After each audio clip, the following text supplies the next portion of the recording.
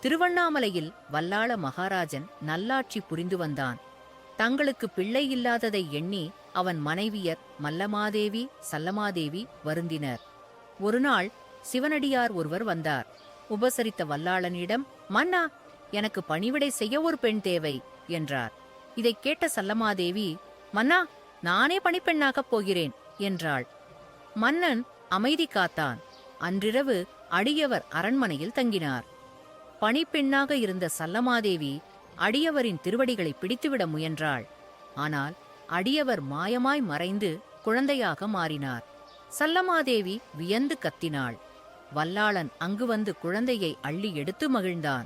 ஆனால் குழந்தையும் நொடிப்பொழுதில் மறைந்து போனது. அப்போது, மன்னா, உன் குறை தீர நானே அடியாராகவும் குழந்தையாகவும் காட்சியளித்தேன் என்று அண்ணாமலையாரின் வாக்கு அசரீரியாக ஒலித்தது. சிவனே குழந்தையாக வந்தும் அதை கொஞ்சி மகிழும் பாக்கியமில்லாமல் போனதே என மன்னன் வருந்தினான். உடனே சிவன் மன்னன் சாப்பிடும் நேரத்தில் குழந்தையாக வந்து தோளில் விளையாடியும் கையால் உணவை பிசைந்தும் பலவித திருவிளையாடல்களை புரிந்து வந்தார். ஒருநாள் சிவன் குழந்தையாக விளையாடி மறைந்தார். அப்போது கைகூப்பியபடியே அண்ணாமலையாருக்கு அரோகரா என்று கூவியழைத்த மன்னனின் உயிர் பிரிந்தது. வல்லாள மகாராஜாவை எதிரிகள் போரில் வஞ்சகமாக கொன்றதாகவும் ஒரு தகவல் உண்டு. அந்த கால வழக்கப்படி மன்னரின் இறப்புச் செய்தி ஓலை அண்ணாமலையாரின் முன் வாசிக்கப்பட்டது.